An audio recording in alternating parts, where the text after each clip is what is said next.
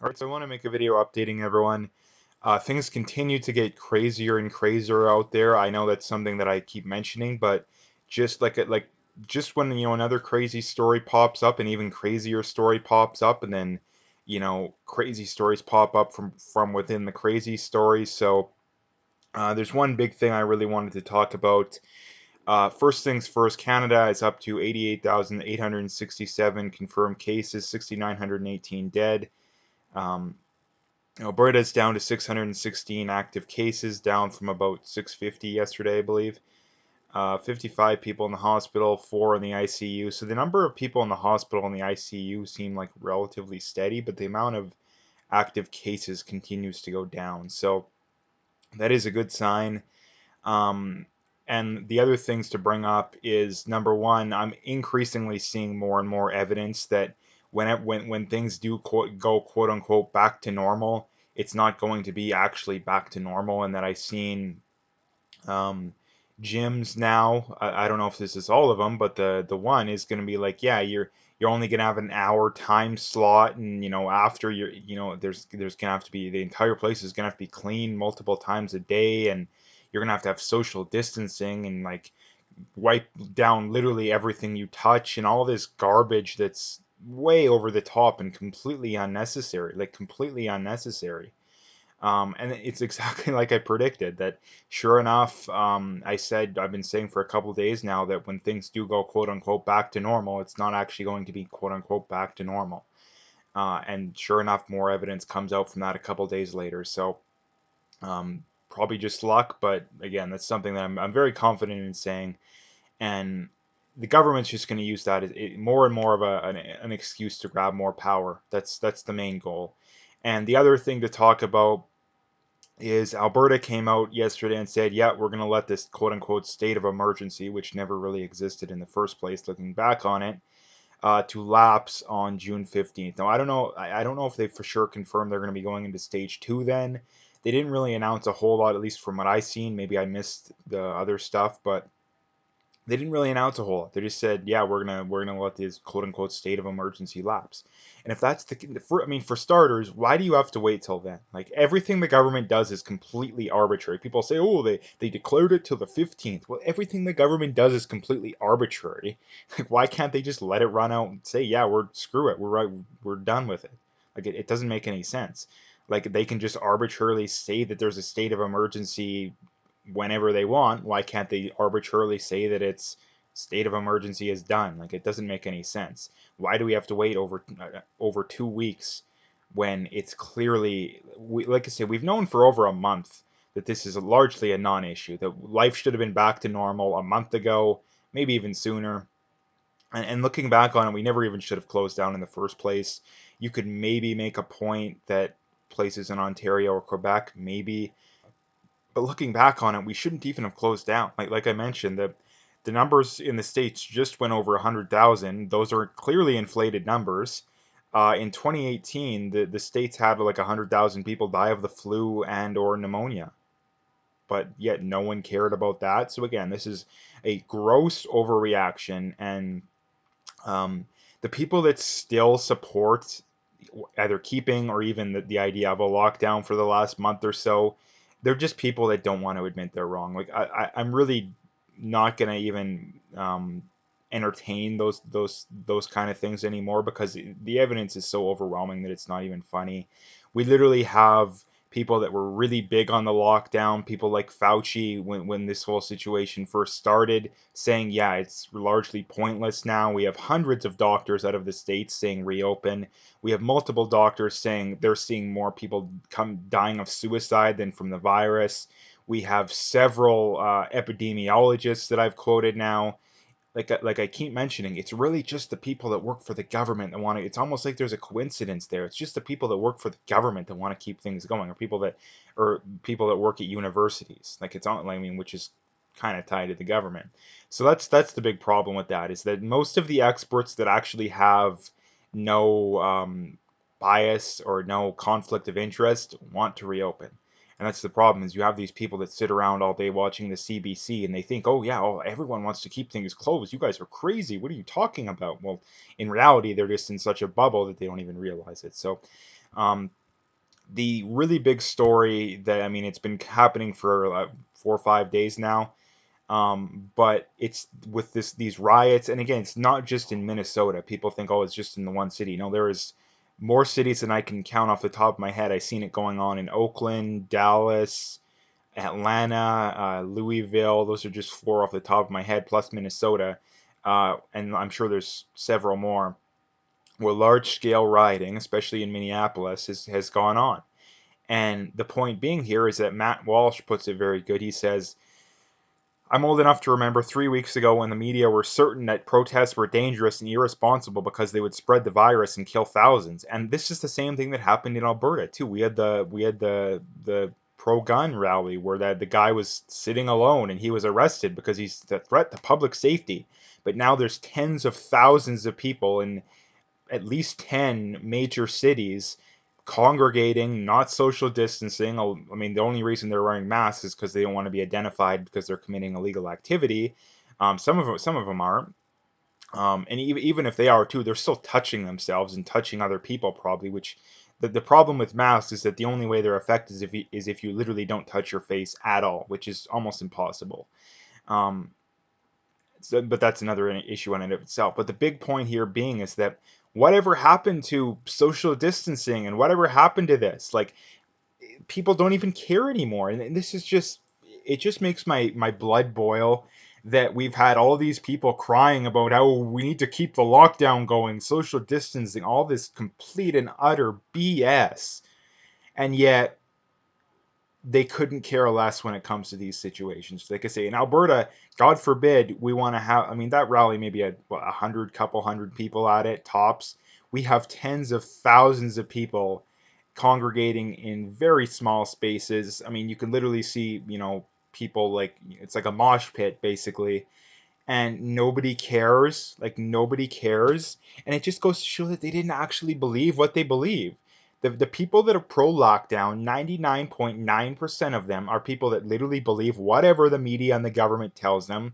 Like it's the old saying going, if the government and the media told them it was in their best interest to get on the train to Auschwitz, they would do it. And that it's sad, but it's true. I know a lot of people that on the left, especially, they mock you and saying, "Oh, you're being hyperbolic." No, it's really true, because you believe, you support bringing on 30%, maybe even more, unemployment, which is going to have devastating effects on the economy, just to to slow the spread of a virus that's slightly worse than the flu. Like, that makes no sense. Whatever, like, 6-year-olds can figure out that it makes no sense. So, like I say, the point being is that whatever happened to caring about social distancing. And just last week we had those people gathering in the park in Toronto, and people saying, "Oh, how terrible!" Harumph, say.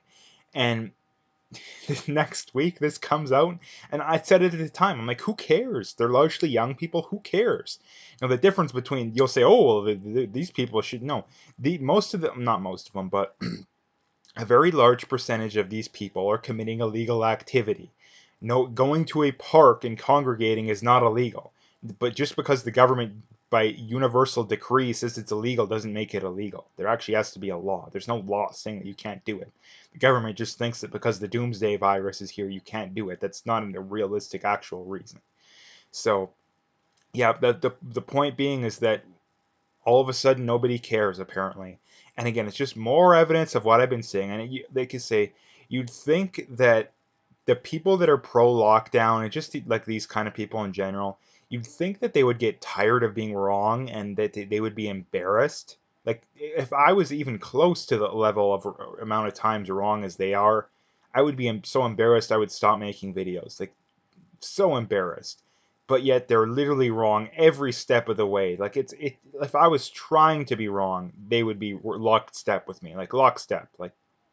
And yet they still pretend like they actually know what they're talking about and all this kind of stuff, and they actually have realistic. They've actually thought things through. And again, doesn't make any sense whatsoever. And you have I've yet to see any of the big major outlets, any major of the pro lockdown people talking about how bad it is. Like, all of a sudden social distancing doesn't matter. Like, in Michigan, they had They had a rally against the governor there, the tyrannical government there. 100 people show up with guns, and oh, it's the worst thing ever. There's going to be violence. You're going to get everyone sick. None of that happened, and yet there actually is violence when it comes to this stuff. They're actually, I mean, I don't think that they're going to spread it because it's largely a non-issue, but yet no one cares. And it's just the admission of what I've been saying all along. It's just political. They just care when it's political. Like the left, they will put up with um, any amount of death, of suffering, of any amount of negative consequences if it benefits the left. They will not allow any amount of positive outcomes if it doesn't benefit them. And that's just where it is. And that's one of the reasons why the left wins so much politically nowadays, is that the right doesn't do that and the left does. So this is from In the Lockdown on Twitter, and they put it pretty good. They say, "Why do I have to stay home? Because you're scared. Well, how about you stay home, stay in your house, wear a mask, you socially distance yourself, you avoid restaurants, beaches, and park. You believe the media hype and the made-up death numbers. Leave me alone." And this is what I've been saying for over a month. That just, if you want to stay at home, go ahead. No one's stopping you. And this is why there's so much political tension when it comes to this kind of stuff, is that you have one group of people who literally wants to force other people to completely destroy their own livelihoods, completely destroy it. And that is one of the most despicable things you can pause, aside from flat out killing people. Um, that is one of the most despicable things that you can do to people, and it doesn't affect you any different. There's no difference whether or not other people are locked down. It doesn't affect you whatsoever. If you want to go and wear gloves and your mask and all that kind of stuff when you go ahead. People are just going to laugh at you because of your house and because of how stupid you are. And it's literally the modern day tinfoil hat. Like the people wearing their masks and gloves and cowering in fear, it's the modern day tinfoil hat. That's basically the best way of putting it. And this is another thing that I've talked about. And again, it's just another area where the government has completely dropped the ball in that Canada PPE shortages and embarrassment, United Steelworkers. And it's something I was saying early April maybe it was as late as mid-April, saying, yeah, the way to go about this, and it would have worked out perfectly. Looking back on it, it would have worked out absolutely perfectly. Um, we should spend 2 or 3 weeks, stock up on PPE, come up with a plan for any negative outcome we can think of happening and what we'll do if it happens. Reopen in 2 or 3 weeks. That we could have easily done that, but guess what? The government just drops the ball. We still have a shortage of PPE. Like, what is going on? Like, why not just get more? And if you don't have the capacity to get more, pay somebody to do it. Rather than giving $800 million to this stupid UN, pay a company to do it or create one, for God's sakes. Like, it makes no sense whatsoever. Like, and again, it just goes to show just how little the government actually cares.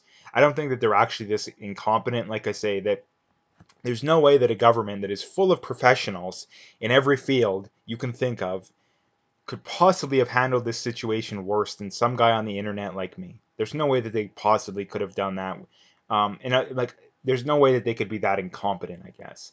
The reality is that they want this struggle, they want all this kind of stuff because they want to offer up their solution of more government, which just gives them more power, more money, and more socialism, basically. So it's crazy to think of, but point being.